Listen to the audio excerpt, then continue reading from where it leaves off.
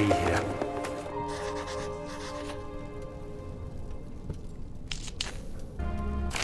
July 4th, 1839. It's done! The orb is assembled. I was awakened by an exhausting nightmare. Shaking and sweating, I retired to the drawing room with a cup of tea. The relic pieces lay spread across the table as I'd left them, but somehow I knew how it was supposed to be. I fetched the tar, which I had prepared to fix the pieces together, and without fault I joined them, producing the orb I remembered so clearly. The tar proved unnecessary. It was pushed out from the joining pieces as they merged on their own, with no adhesive. The ancient stone relic now rests on my table. Its immaculate surface and perfect shape could have been molded by a factory. This is all too strange.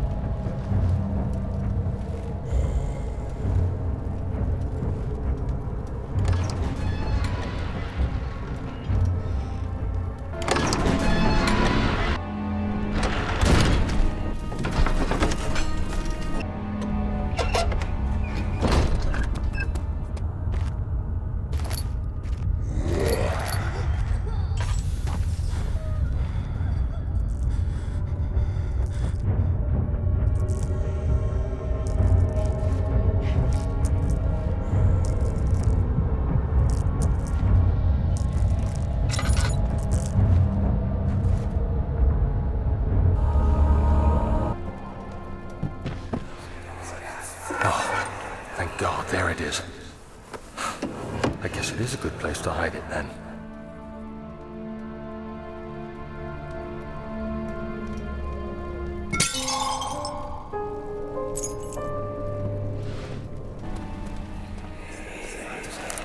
Don't forget your bag, Daniel. I won't, Herbert. There is no shame in using a parasol in the desert. As it happens, it's imperative to your survival. But it looks ridiculous. The shade will hurt much less than dying, I assure you.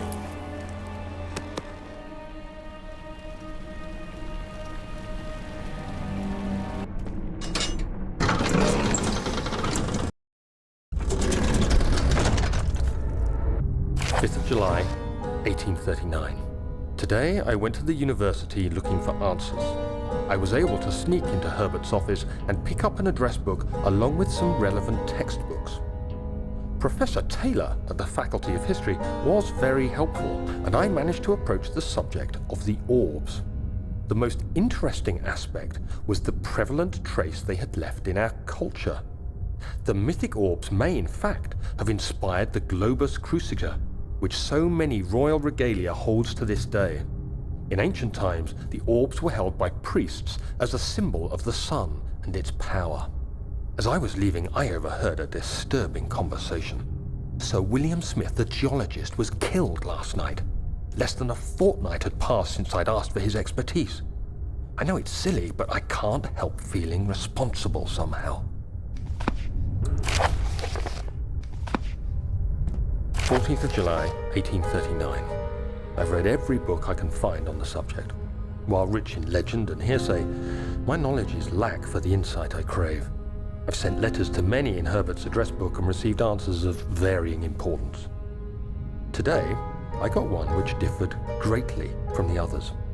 From a baron in Prussia. He said nothing about the quaint stories of priests in underground temples. He didn't even mention them. He simply wrote, "I know. I can protect you. Come to Brennenburg Castle. Signed, Alexander."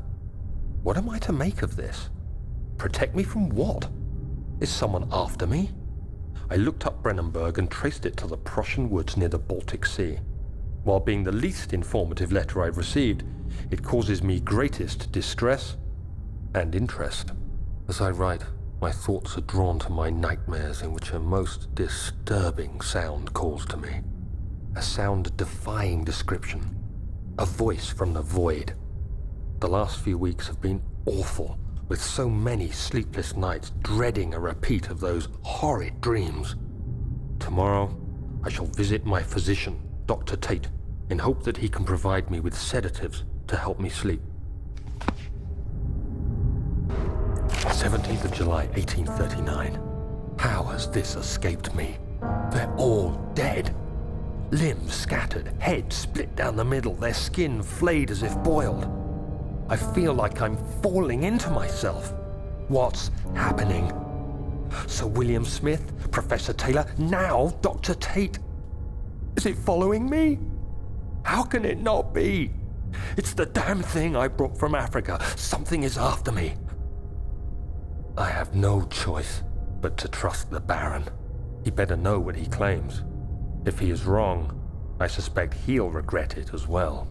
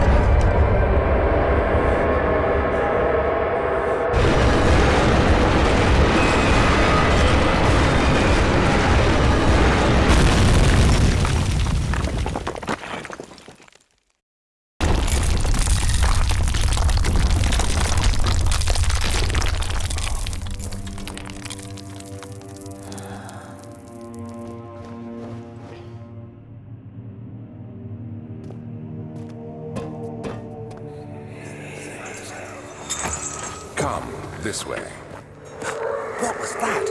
Forgive me, I should have warned you. One of my responsibilities as a Baron is that of a prison warden. This is where criminals are locked up. Like a dungeon? Very much so. Come, don't linger.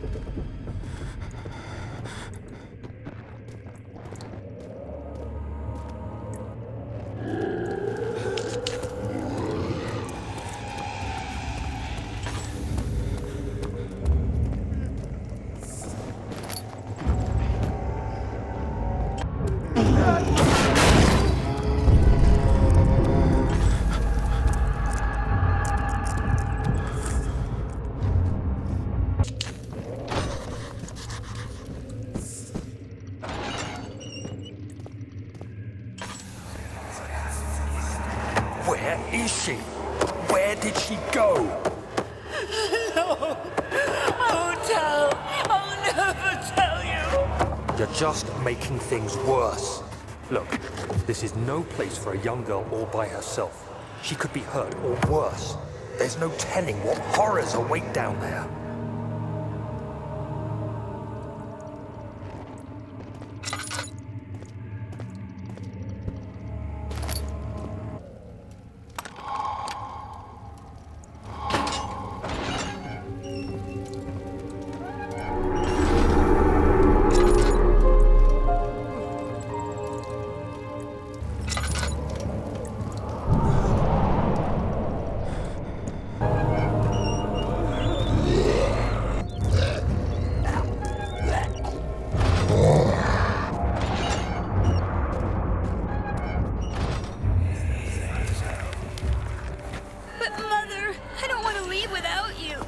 Hurry, child. You must go.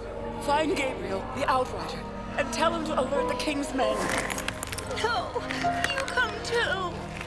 Please, we don't have time to make the hole any wider. Someone is coming. Hurry. I'll cover the hole with a bed. Everything will be fine. I promise.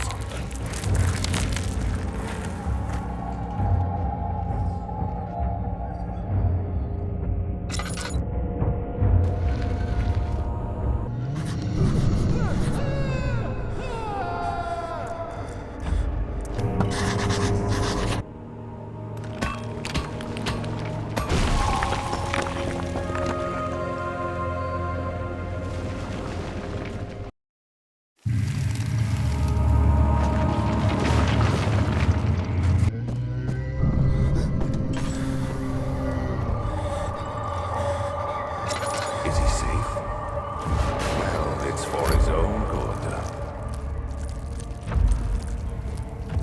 2nd of August, 1839. I have arrived at the village of Altstadt. It's a haven in the midst of a vast forest and the last stop before my final destination, Castle Brennenburg. It's late in the evening, and the Outrider, who has been with the coach since Bremen, advised me to wait until morning before I venture further. I've arranged for a bed at Der Müller, the village's only inn, and am now waiting for the sun to rise. I try to sleep, but as I close my eyes, I see the men who fell victim in London. My fear and shame forces me to witness the same scenes over and over. They are dead because of me.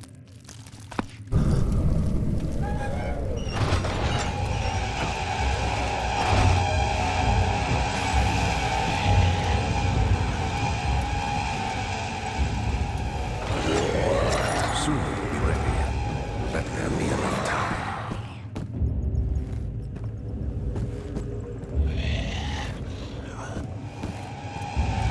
He escaped. Where is he now?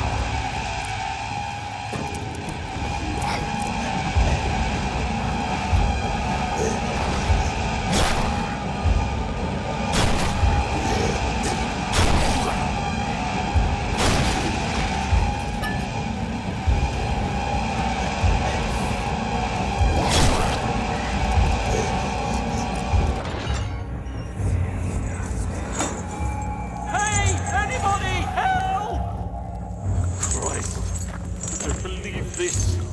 Why? I mean, why? What did I do to deserve this? I mean, it can't be. Do I deserve this?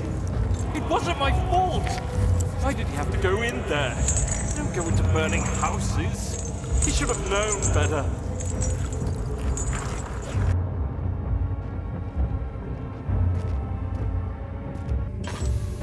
3rd of August, 1839. I feel like I have fled the world and all its worries. Brennenburg is a majestic creation perched upon a forest-clad hill with towers reaching well above even the highest pine trees. Following the winding road leading to the gates gives the impression of discovering something forgotten, as if journeying with Marco Polo to the hidden Xanadu. Alexander, the Baron, is a peculiar but gracious man. He seems well versed in worldly matters and is not at all as eccentric as I assumed. My room is exquisite, and I'm confident that no hotel for miles could even hope to match it. As the sun sets on Brennenburg, its fairy tale varnish turns to an eerie gloom. Alexander's strange servants are never far away. They are a quiet lot, and their behavior could only be described as skulking. Alexander seems pleased by my presence. As he puts it, it seems like I got here just in time.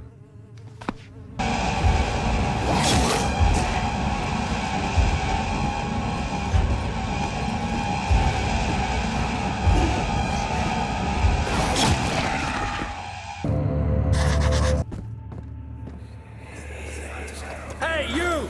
Stop! Don't come any closer. I just want to leave. You can't go outside! It's too dangerous! I'm telling Gabriel. I doubt that very much.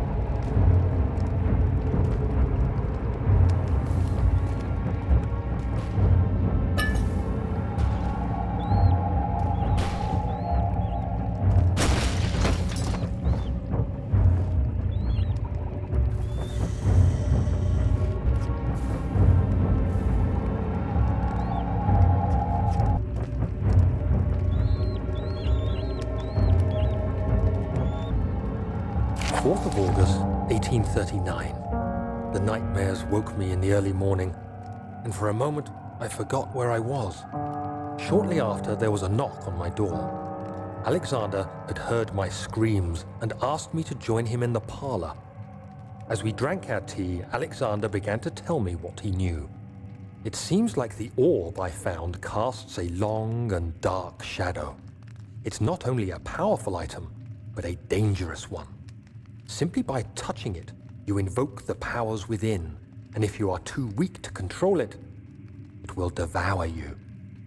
The shadow is a sluggish thing, lagging behind the wielder, killing anyone or anything in its path to reclaim the orb. I said I didn't care about its powers, and that I should throw it away. Alexander advised against this, as I'd still be a part of the path to the orb, and eventually suffered death. Having the orb, I would at least have the chance to fight back when the time came. I asked Alexander what he meant when he said he could protect me, and he answered that things can be done, but at a price.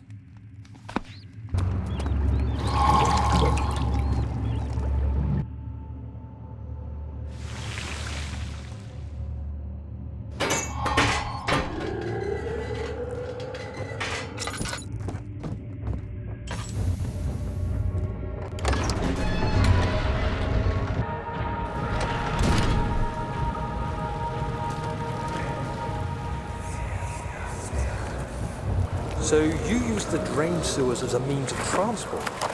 Yes, they were built to divert water from an underground spring and are quite spacious.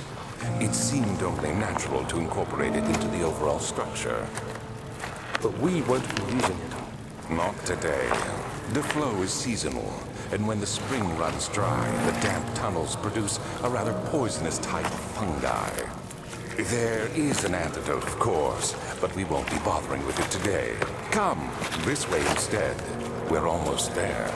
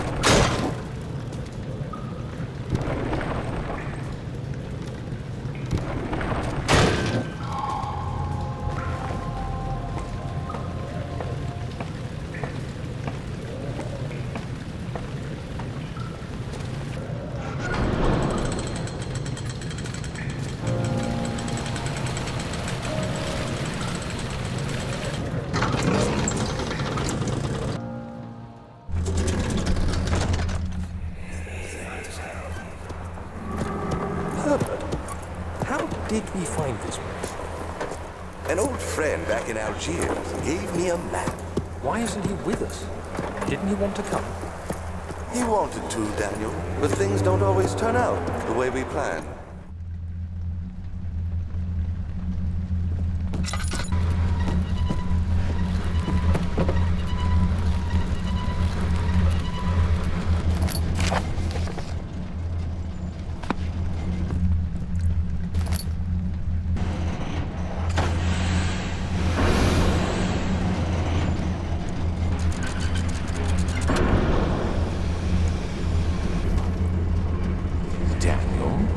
Is that you? What are you doing?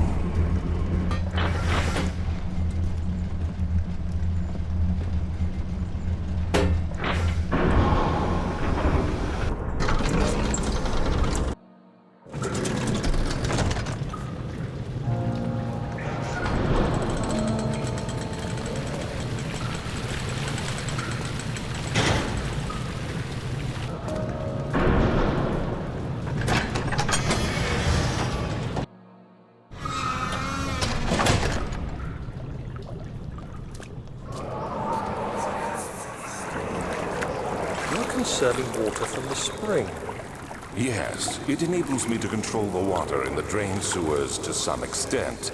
Also, it can be used for all sorts of purposes. Like for drinking? Well, that too. But mostly to run different machines. Ah, like water mills. Exactly.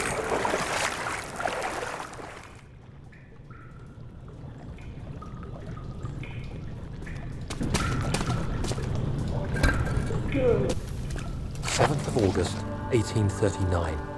There is no denying that Alexander puts a lot of faith into what I can only describe as magic. I'm not surprised. Even while traveling across Europe, I assumed I would have to embrace the supernatural to save my mind and life. As a novice, I do everything in my power to stay focused and not dwell too much on my own doubts.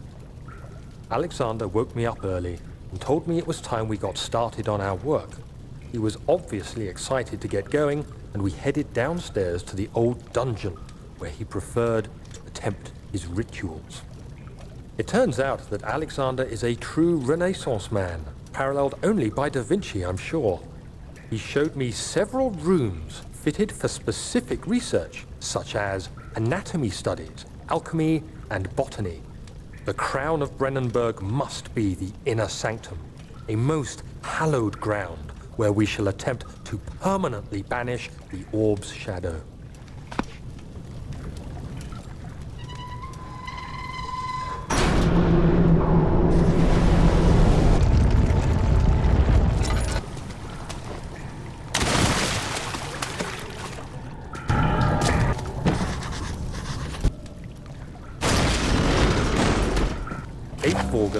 1839.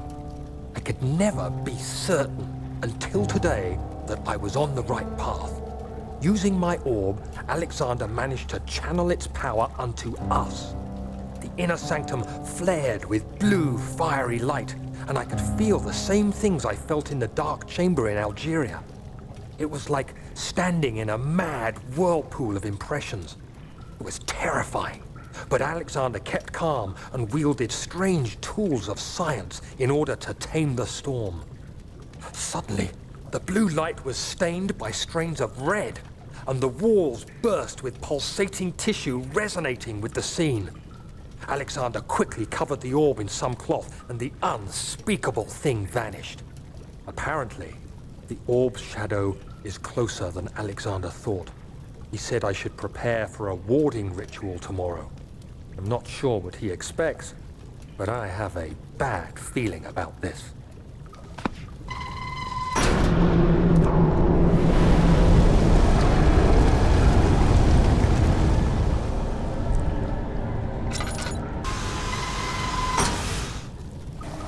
August 1839.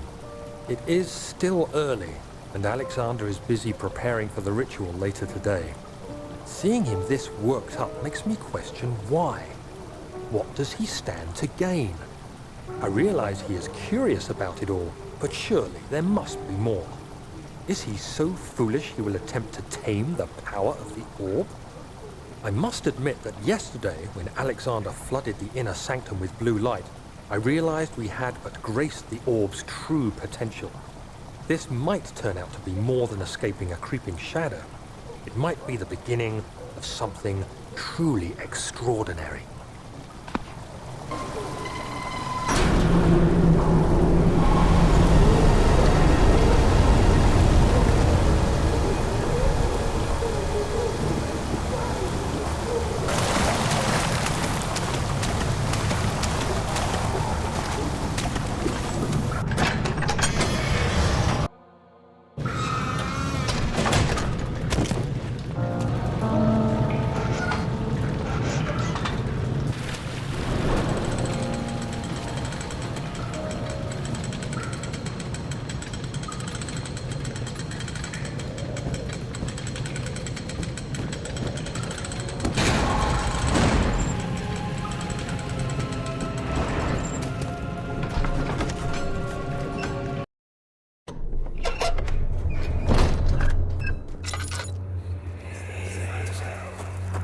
Do you see, Daniel? It has yielded. What?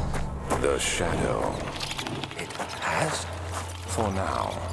Come, let's get this out of here so we can get some peace. Yes, let's. Where to? Just down the corridor, to the morgue. Are there more dead men there? You did well, Daniel. Come, let's get going.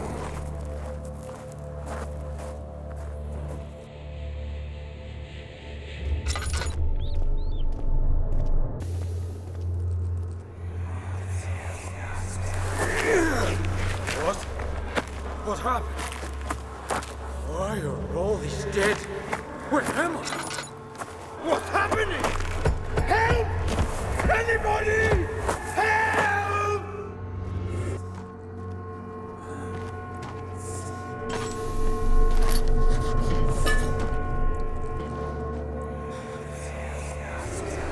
Two, 3 days now. This is ridiculous. Why doesn't someone come to this room? Hey! Anybody? Am I all alone here? Help! Help! I'm so tired. If I sleep, will I wake from this nightmare? If not, I pray my Heavenly Father will take me in my sleep.